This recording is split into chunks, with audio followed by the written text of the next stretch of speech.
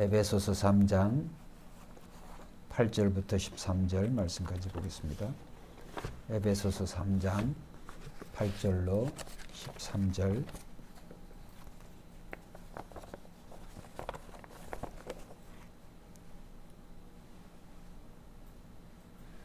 에베소서 3장 8절로 13절입니다. 모든 성도 중에 지극히 작은 자보다 더 작은 나에게 이 은혜를 주신 것은 측량할 수 없는 그리스도의 풍성함을 이방인에게 전하게 하시고 영원부터 만물을 창조하신 하나님 속에 감추어졌던 비밀의 경륜이 어떠한 것을 드러내게 하려 하심이라. 이는 이제 교회로 말미암아 하늘에 있는 통치자들과 권세들에게 하나님의 각종 지혜를 알게 하려 하심이니 곧 영원부터 우리 주 그리스도 예수 안에서 예정하신 뜻대로 하신 것이라. 우리가 그 안에서 그를 믿음으로 말미암아 담대함과 확신을 가지고 하나님께 나아감을 얻느니라. 그러므로 너희에게 구하노니 너희를 위한 나의 여러 환난에 대하여 낙심하지 말라. 이는 너희의 영광이니라. 아멘. 오늘 저는 이 본문을 중심으로 해서 하나님의 비밀을 깨닫는 자가 됩시다 라고 하는 그런 주제로 말씀을 드리려고 합니다. 오늘은 본문의 설교의 원고를 중심으로 해서 말씀을 드리려고 하니까 잘 들으시고 또 또 은혜가 되는 그런 시간이 되어졌으면 좋겠습니다.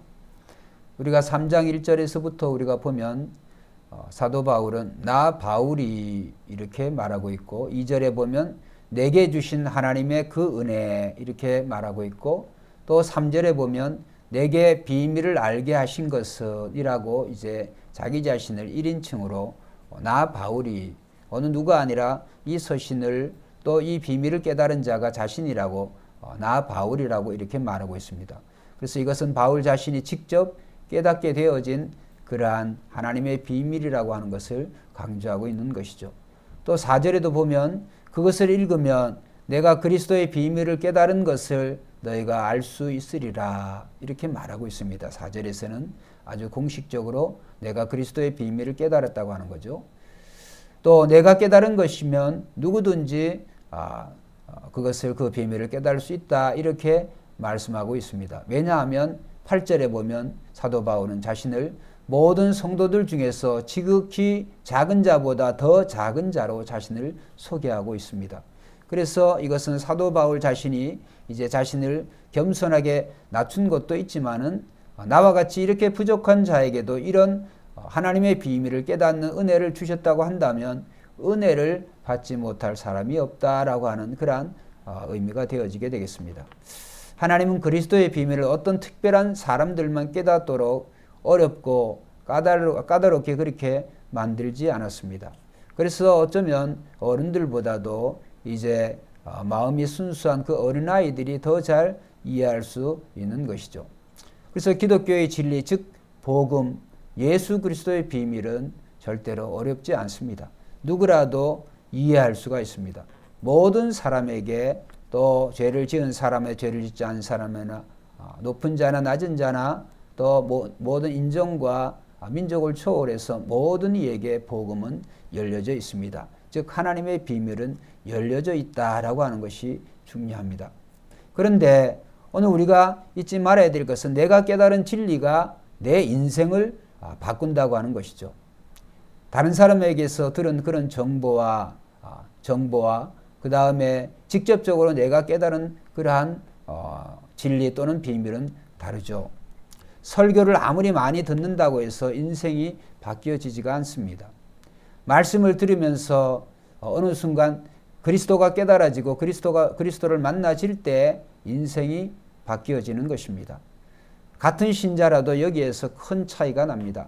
그래서 신앙의 세계에는 나만의 비밀이 있어야 됩니다. 내가 발견하고 내가 깨닫고 내가 경험한 이 신앙의 세계가 중요한 것이죠.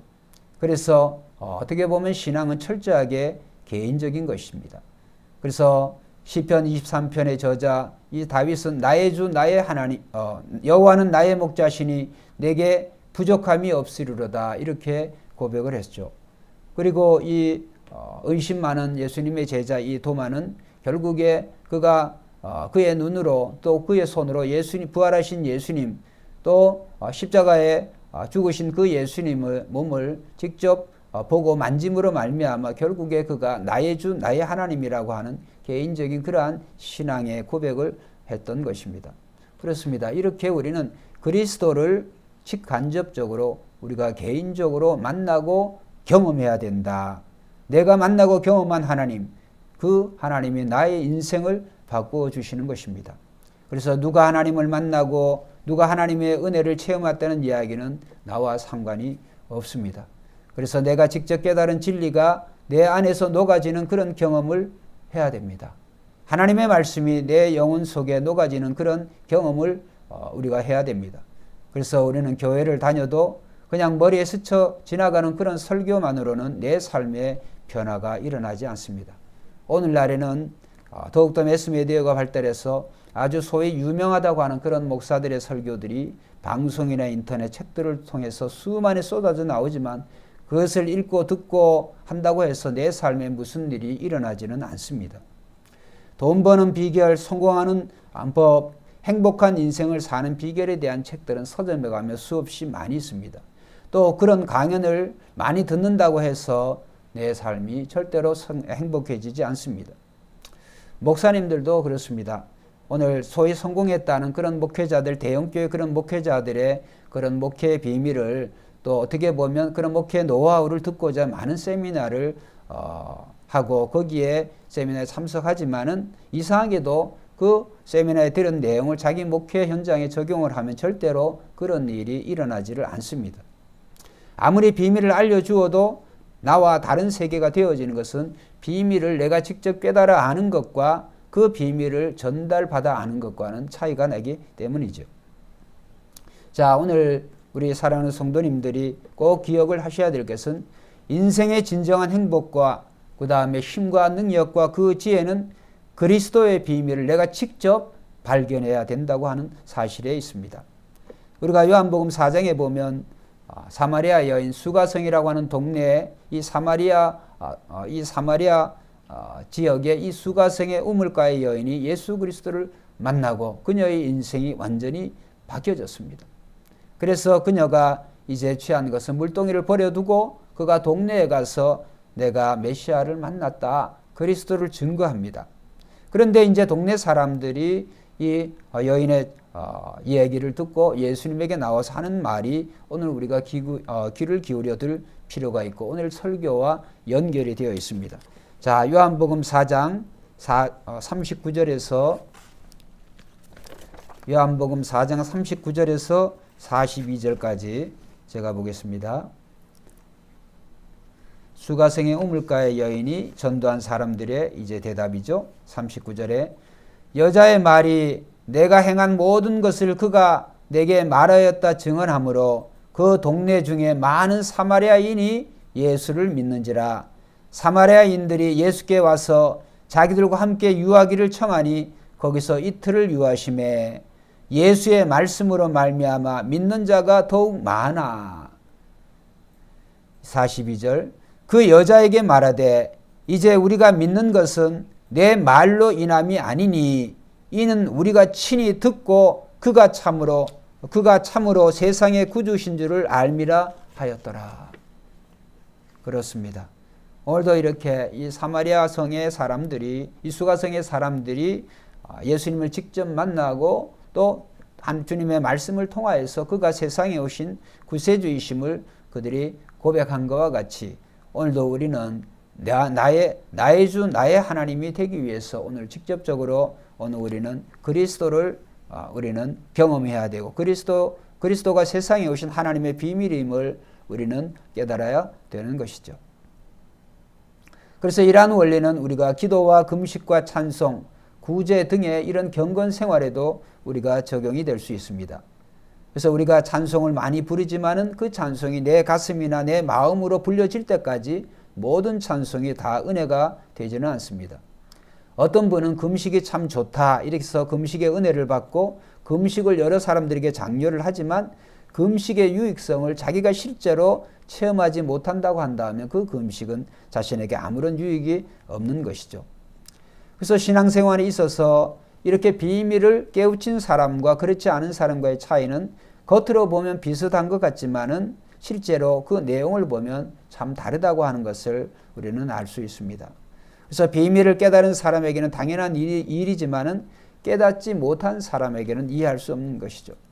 그래서 중요한 것은 성도의 삶을 움직이는 핵심적인 힘은 나의 힘과 능력에서 오는 것이 아니라 오늘 본문의 저자 사도 바울이 말씀한 것처럼 내가 깨달은 그리스도의 비밀인 복음에 의한 것이 되어야 될 줄로 믿습니다. 다시 말씀드립니다만 성도의 삶을 움직이는 핵심적인 힘과 그런 능력과 지혜는 복음에 의한 것, 즉 그리스도에 의한 그러한 힘과 능력이 되어져야 된다는 것이죠. 그래서 우리가 날마다 우리가 간구하고 기도해야 되는 것은 말씀을 깨달아 아는 그런 은혜를 달라고 이렇게 우리는 기도해야 될 줄로 믿습니다. 그래서 우리는 이런 깨달음의 순간이 올 때 그 인생이 바뀌어집니다. 진리가 깨달아질 때 오늘 우리의 심장이 뛰고 그 다음에 오늘 우리의 영혼에 강력한 그리스도의 빛으로 우리가 가득 차서 우리의 삶이 새로운 인생, 그리스도를 위한 모든 것에 우리의 삶의 목적과 초점을 맞추는 것이죠. 지금으로부터 500년 전인 1517년에 종교개혁자 마틴 루터가 물론 그때는 아주 젊은 사제였죠. 신부였죠. 그런데 어느 날 그가 로마서 1장 17절을 읽다가 복음의 비밀을 발견하고 충격에 빠집니다. 우리가 다 알고 있는 대로 로마서 1장 17절은 복음에는 하나님의 의가 나타나서 믿음으로 믿음에 이르게 하나니 기록된 바 오직 의인은 믿음으로 말미암아 살리라 함과 같으니라. 우리가 잘 알고 있는 말씀, 우리가 외우고 있는 이런 말씀이지만은 오늘 이 500년 전에 이 마틴 루터에게는 엄청난 충격적인 그런 말씀이었어요. 왜냐하면 그 당시에는 하나님의 이 의를 얻기 위해서, 즉 구원받기 위해서는 그런 인간적인 그러한 수행을 하고 많은 그런 고통스러운 그런 여러 수행들을 통해서 또 행위로 구원을 얻는다고 하는 그런 교리에 갇혀서 살던 그러한 시대에 이러한 로마서의 말씀 참 충격적인 말씀이었습니다. 그런 인간의 행위나 수련에 의해서 구원을 받는 것이 아니라 오직 의인은 믿음으로 산다.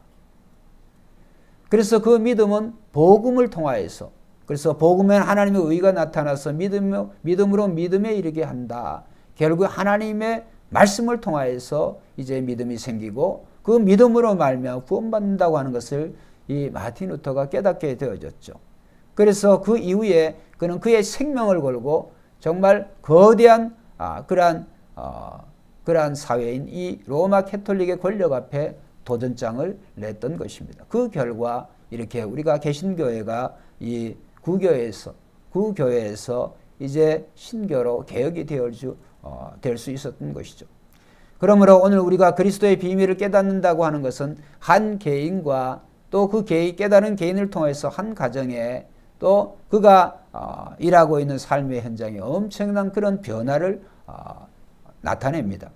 하늘의 비밀을 깨달으면 충격 정도가 아니라 사울이 이름이 바울로 바뀌어진 것처럼 인생이 완전히 바뀌어집니다. 그래서 하나님의 비밀을 깨달으면 내 인생의 가치와 목적을 그리스도에게 초점을 다 맞추는 방식이 되어져야 됩니다. 그래서 진리가 내 인생을 바꾸어놓은 이런 은혜가 저와 여러분들에게도 일어나기를 주의 이름으로 축원드립니다. 그래서 우리가 이 신앙생활에는 개인의 이런 비밀이 있어야 됩니다. 복음을 통하여서 우리는 이 복음 하나님의 비밀이신 예수 그리스도를 우리가 만남을 통하여서 예수 그리스도가 우리의 진정한 보호하여 보물이 되어야 되는 것이죠. 우리가 이렇게 금요 예배를 드린다고 이 밤늦은 시간에 이 시간에 다른 많은 사람들은 쉬거나 다양한 그런 사정과 일들을 하고 있지만은 오늘 우리가 이렇게 하나님 앞에 예배를 드리는 그 이유는 저와 여러분들은 이미 이 하나님의 비밀을 이미 깨달은 사람인 줄로 믿습니다. 그래서 우리는 하나님의 비밀을 깨달았기 때문에 어떤 때는 이런 경제적인 재산의 손실이 어떻게 보면 손실이 있을 수도 있고 또 고난과 어려움이 있을 수도 있지만 그러나 우리가 타협하지 않고 주님이 오실 때까지 우리가 신앙과 믿음을 지키는 것은 오늘 우리는 그리스도의 비밀, 즉 하나님의 비밀을 우리가 깨달았기 때문에 우리의 삶의 모든 것을 그리스도에게 다 맞추기 때문에 우리는 그리스도를 위한 그런 헌신, 그런 희생을 조금도 두려워하지 않는 것이죠. 오늘 우리가 다니엘과 세 친구 같은 그런 사람들을 보면 참 그런 좋은 예라고 우리가 할 수가 있습니다. 욥도 그렇습니다. 결국은 주님을 만났다라고 하는 것은 그의 삶의 생명을 바꾸어도 조금도 가볍지 않는, 조금 더 부족함이 없는 그런 귀한 일이다. 우리가 우리의 평범한 시각으로 보면 아프리카나 남미 오지에 나간 그런 선교사님들이 학력이나 그런 능력들을 보면 훌륭한데 왜 목숨을 걸고 이런 원주민들과 그런 생활을 할까? 적도의 성자라고 하는 그 슈바이처 박사 같은 경우는 그렇죠. 정말 부러워할 만한 그런 모든 것을 다 가진 사람이었지만 왜 일생을 그렇게 정말 아프리카의 그 가난한 그런 사람들과 그렇게 인생을 살까? 그러나 비밀을 깨달은 사람들에게는 이것이 이런 일이 이러한 복음을 전하고 그들과 함께 생활하는 것이 대단히 영광스러운 그런 삶이 되어지는 것이죠. 모든 특권과 삶에서 누릴 수 있는 많은 것들을 포기하고 이 오지로 떠나는 선교사들에게는 그들만의 신앙의 비밀이 있기 때문에 그들은 그런 행동을 할 수가 있는 것이죠. 우리가 일전에 여러 차례 설교 드린 대로 1950년대 남미 그 에콰도르의 선교사를 갔던 짐 엘리엇 선교사, 그와 5명의 선교사들은 이 그리스도의 비밀을 전하기 위해서 생명을 포기했습니다. 자신들의 손에 총이 있었지만 그리스도의 비밀을 알리기 위해서 사용하지 않고 순교했습니다. 그들은 복음을 증거하지도 못하고 그 땅을 결국 땅은 밟았지만은 결국은 그들의 창에 찔려서 목숨을 잃었습니다. 총에 손이 있었는데도 불구하고 총을 쏘지 않았습니다. 왜 그랬을까요? 그들이 깨달은 그리스도의 비밀인 복음이 너무나 중요했기 때문에 내 이웃을 내 몸같이 사랑하라고 했기 때문에 그 사랑의 복음을 증거하려고 간 사람이 총을 쐈다고 한다면, 죽였다고 한다면 어떻게 되어지겠습니까? 그래서 그 에콰도르로 떠나기 전에 이제 짐 엘리엇 선교사가 쓴 그 일기에 보면 그 일기의 내용을 우리가 또 잘 여러 차례 우리가 말씀드렸고 또 밴드에도 올렸는데 이런 글귀가 있습니다. 결코 잃어버릴 수 없는 것을 얻기 위해서 지킬 수 없는 것을 버리는 자는 절대 어리석은 자가 아니다. 이렇게 짐 엘리엇이 일기에 남겼고 그는 일기의 내용대로 그런 삶을 살았습니다. 이렇게 남들이 흉내낼 수 없는 신앙의 삶을 살아가는 사람들을 엘리엇뿐만이 아니라 우리 주변에서도 종종 볼 수 있습니다. 예수를 똑같이 믿는 것 같은데 신앙의 수준의 차이가 나는 것도 내가 깨닫고 내가 발견한 비밀의 차이라고 저는 생각을 합니다. 비밀은 철저히 개인적인 것이죠. 다른 사람이 알 수 없고 설명하려고 해도 설명될 수도 없는 것입니다. 그래서 오늘 우리 새벽교회 성도님들도 오늘 여러분만의 영적인 그런 비밀을, 영적인 그런 보화를 발견한 그런 사람으로 사시기를 주의 이름으로 축원드립니다. 그래서 우리는 복된 인생을 살려면 우리가 법칙 하나를 붙들고 살아야 되는데 저는 그것이 발견의 법칙이라고 생각을 합니다. 저마다 인생들이 열심히 노력하고 부지런히 사는 것도 중요하지만 제일 중요한 것은 하나님이 온 인류를 위해서, 범죄한 인류를 위해서 이미 이루어 놓으신 것을 우리는 그것을 발견한 것이 가장 중요하다. 그런 생각이 듭니다. 예를 들어서 오늘 우리가 대한민국 지도를 만들어서 이제 어디를 찾아가려고 한다고 한다면 굉장히 힘이 들고 오래 걸리는 일이지만은 요즘은 휴대폰 하나면 또 이렇게 내비게이션 GPS 하나만 사면 이제 한순간에 끝이 나는 거죠. 주소만 넣으면 우리를 그곳으로 인도해 주는 것과 같습니다. 우리가 이 비행기를 제외한 나머지 이제 이전 시대에는 배를 타고 배가 없을 때에는 또 얼마나 힘들었겠어요. 우리가 먼 거리에 가려고 하면 거의 불가능하지만 요즘 이런 비행기에 그냥 비행기만 타면 그냥 실어주는 것이죠. 그래서 우리가 죽도록 고생해서 무엇인가를 우리가 만들었지만은 우리가 또 가게에 가보면 1,000원도 안 되는 그러한 것으로 팔고 있는 것을 보면 참 억울하지 않겠습니까? 인생의 모든 것이 다 그렇습니다. 오늘 내가 노력해서 되는 것도 있지만은 어떤 것은 노력해도 절대로 안 되는 것이 있습니다. 하나님이 만들어 놓으신 법칙, 구원의 원리, 하늘의 비밀, 오늘 이것을 우리가 깨달으면 우리 인생은 어떤 사람이든지 행복할 수가 있습니다. 그렇습니다. 제가 좀 전에 말씀드린 것처럼 우리는 행복한 인생을 살려고 한다고 한다면 하나님이 우리를 위해서 이루어 놓으신 그것을 내가 발견하는 것이죠. 그게 뭘까요? 그분이 누굴까요? 예수 그리스도인 줄로 믿습니다. 그래서 승리의 길, 형통의 길, 문제 해결의 길이 하나님이 세상에 주신 예수 그리스도에게 있다. 참된 구원의 진리를 깨닫고 믿는다는 것은 오늘 축복 중에 축복입니다. 그런데 그 세상에 길이요 진리요 생명을 오신 그 예수 그리스도를 우리가 진정으로 경험하고 만날 때 우리의 인생은 행복한 인생, 복된 인생, 승리하는 인생이 되어지는 것이죠. 그래서 우리는 하나님이 감추어 두신 비밀인 예수 그리스도를 우리가 깨닫게 되었다면 오늘 그 깨달은 그 진리대로 우리는 살아야 되는 것이죠. 내가 얼마나 세상적인 것을 많이 가졌느냐, 얼마나 열심히 살고 있느냐 보다 더 중요한 것은 내가 얼마나 하나님의 비밀을 깨닫는 자로, 즉 그리스도를 만난 자로 내가 어떻게 살아가느냐라고 하는 것이 더 중요한 것이죠. 그래서 에베소서는 이 로마의 네로 황제 시절에 정말 감옥에서 사도 바울이 에베소 교회에 보낸 편지이지만 그러나 이 에베소서를 읽어보면 감옥 안에 거두어진 죄수가 기록한 것이라고는 전혀 믿겨지지가 않을 만큼 이 에베소서 서신에는 바울 서신을 통하여서 정말 당당하고 평온함이 넘쳐나는 것을 우리는 알 수가 있습니다. 우리가 에베소, 빌립보, 골로새, 빌레몬 이런 이 서신들을, 이 성경들을 옥중 서신이라고 그래요. 사도 바울이 감옥에서 이제 쓴 그러한 편지들이니까. 그런데 이 옥중 서신의 공통적인 것은 어떤 옥중 서신의 내용을 보아도 불행의 그림자를 찾아볼 수가 없어요. 고난 앞에서도 당당합니다. 여유로움과 풍요로움이 느껴집니다. 죄수인데도 권위가 있고 하나님의 영광으로 가득 차 있습니다. 왜 그럴까요?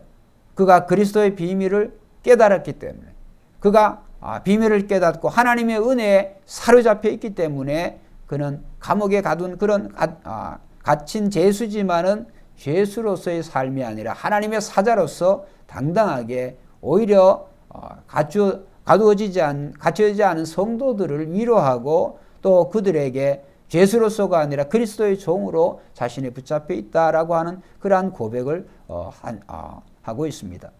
고린도후서 3장 13절에 보면 그러므로 너희에게 구하노니 너희를 위한 나의 여러 환난에 대하여 낙심하지 말라. 이는 너희의 영광이니라. 참 놀라운 고백이죠. 자신의 신변에 닥친 어려움이 불행이라고 여겨지지 않는 이유는 자신이 깨닫고 붙잡고 있던 복음의 영광스러움을 사도 바울이 잘 알고 있었기 때문이죠. 그래서 진리를 알고 비밀을 깨달아 안다는 것은 절대로 가벼운 일이 아닙니다. 삶을 바꾸는 그런 위력과 능력이 있는 줄로 믿습니다. 예수 그리스도가 누구신가요? 사도 바울은 골로새 2장 3절에 이렇게 말씀하고 있습니다. 그 안에는 지혜와 지식과 모든 보화가 감추어져 있느니라. 여러분, 오늘 우리는 세상의 지혜를 얻으려고 수많은 책들을 보고 읽고 강의를 듣고 또 하나님 그릇을 노력하고 또 모든 보화는 둘째치고 어떻게 하든 우리의 삶에 그러한 물질들, 그 물질을 통하여서 우리의 삶을 행복해지지 않을까 이런 생각을 하지만 절대로 그러한 인생에는, 그러한 것에는 행복이 없다고 하는 것을 우리는 깨달아야 되겠습니다. 그래서 우리는 오직 예수 그리스도 안에 모든 인류가 추구하는 근본 문제인 지혜와 지식과 모든 보화가 감추어져 있다. 그리스도 안에 감추어져 있다. 그리스도 안에 있다라고 이렇게 한 게 아니라 그리스도 안에 감추어져 있다. 그러면 그리스도 안에 감추어져 있다고 하는 것은 예수를 믿는 저와 여러분들은 그것을 발견해야 될 줄로 믿습니다. 내 것으로 발견해야 되는 것이요. 나의 지혜와 나의 지식과 나의 보화가 되도록 우리는 그리스도 안에서 그리스도를 통하여서 우리는 발견해야 되는 거죠. 그래서 비밀은 개인적인 것이어야 된다. 이런 말씀을 제가 드린 것이죠. 그래서 사도 바울은 우리 인생의 문제를 푸는 모든 해답이 그리스도 안에 감추어져 있다고 이렇게 말씀하고 있습니다. 그리스도 안에 우리가 알 수 없는 그런 보화들이 담겨 있습니다. 우리의 삶의 절망적인 것들을 다 걷어낼 만큼 가치 있는 것이 그리스도 안에 있습니다. 우리가 일평생 캐도 다 캘 수 없는 그런 보화가 그리스도 안에 숨겨져 있습니다. 그래서 신앙생활이란 그런 보화를 캐내어가는 기쁨을 맛보며 누리는 끝없는 여행이라고 저는 생각을 합니다. 그래서 신앙생활을 하면 할수록 기쁨이 충만해지는 것이죠. 그리스도 안에 감추어진 것을 점점 더 알아가는 것이 오늘 기쁨의 근원이 되어야 될 줄로 믿습니다. 그런데 만약 신앙생활을 우리가 하다가 어느 순간 그 기쁨과 즐거움을 잊고 있다면 우리의 신앙의 관심과 초점이 다른 곳에 있다는 그러한 뜻이 됩니다.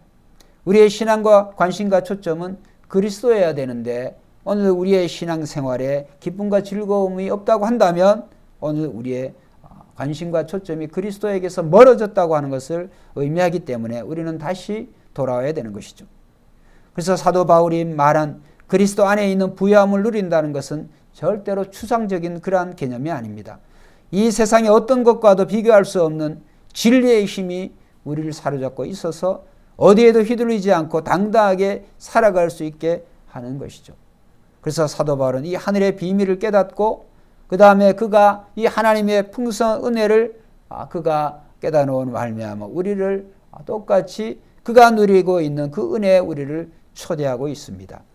그래서 모든 인생의 문제를 푸는 이 비밀은 예수 그리스도 안에 있다.